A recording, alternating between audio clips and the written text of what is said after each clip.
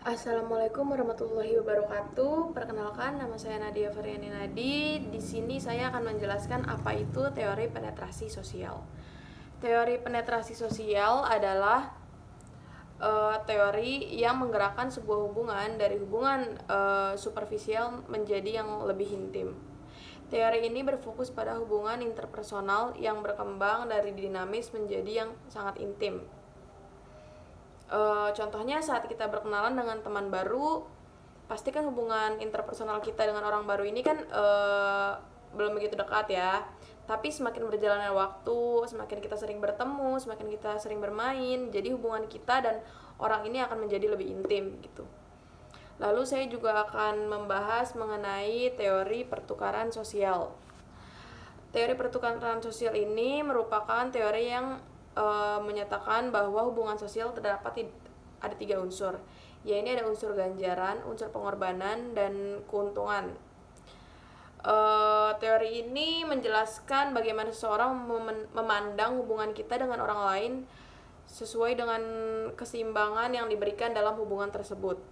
Misalnya ada Dina dan Arin ini berteman, tetapi hanya Dina nih yang menganggap hubungan mereka ini tuh dekat karena dia selalu menerima pengorbanan dari Arin itu gitu. Akan tetapi kalau dari pihak Arin menganggap hubungan dia dan Dina ini hanya sebatas teman karena Dina hanya memanfaatkannya gitu. Jadi cara suatu individu memandang suatu hubungan itu berbeda-beda gitu.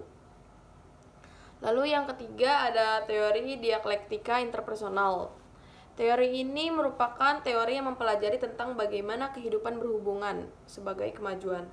Contohnya misalnya orang-orang yang terlibat dalam hubungan terus merasakan dorongan dan tarikan serta keinginan yang bertolak belakang di kehidupannya. Begitu. Lalu ada teori interpersonal deception. Teori ini menjelaskan adanya isi-isi pesan yang tidak pasti atau adanya suatu muslihat yang dilakukan oleh pengirim pesan kepada penerima pesan yang di dalamnya juga mengandung kebohongan.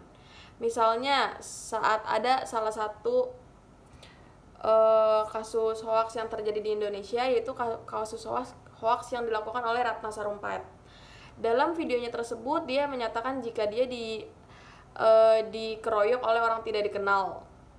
Akan tetapi setelah dilakukan penelitian dia tidak mendapat keroyokan, tetapi dia habis operasi plastik. Dia melakukan kebohongan tersebut demi kepentingan pribadinya sendiri. Seperti itu. Lalu yang terakhir ada teori pengurangan ketidakpastian. Teori ini merupakan teori yang berakar dari perspektif sosial psikologi. Menurut teori pengurangan ketidakpastian ini, kita dapat memprediksi perilaku orang lain dan kita akan termotivasi untuk mencari tahu informasi tentang orang tersebut. Contoh kasusnya, saat kita punya teman, kita tahu nih teman kita tiba-tiba kok beda sifatnya kayak seperti dia biasanya gitu. Lalu kita mencari tahu nih, kita mencurigai apa sih yang membuat dia menjadi seperti itu gitu. Lalu untuk soal yang nomor 2, hambatan dalam komunikasi antar pribadi dan budaya itu contohnya saat sehari-hari. Misalnya saat ada seseorang dari kota Jawa ke Jakarta, lalu ada orang juga yang dari Kalimantan ke Jakarta. Nah, mereka berdua ini berbincang-bincang lah, menanyakan tentang sesuatu hal. Akan tetapi mereka berdua ini tidak bisa bahasa Indonesia.